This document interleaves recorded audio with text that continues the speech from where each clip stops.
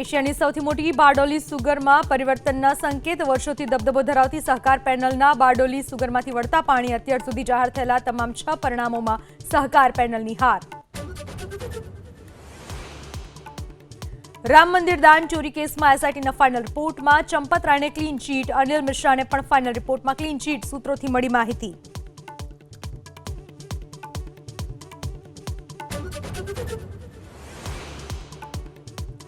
સુરતના વરાછા વિસ્તારમાં એક જ પરિવારના 5 સભ્યોને ફૂડ પોઈઝન, 5 વર્ષની બાળકીનું મોત. શીતલ રેસ્ટોરન્ટનું ભોજન ખાધા બાદ તબિયત લથડ્યાનો દાવો.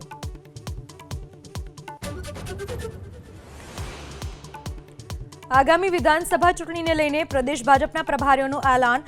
તરુણ ચુગ બન્યા ગુજરાત ભાજપના પ્રભારી. પૂર્વ ધારાસભ્ય જગદીશ પટેલને બનાવાયા યુપી ભાજપના સહપ્રભારી.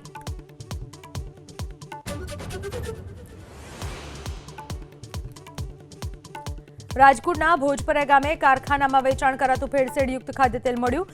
ગ્રામ્ય એસઓજીએ ફૂડ સેફ્ટી અધિકારીઓને સાથે રાખી કરી કાર્યવાહી.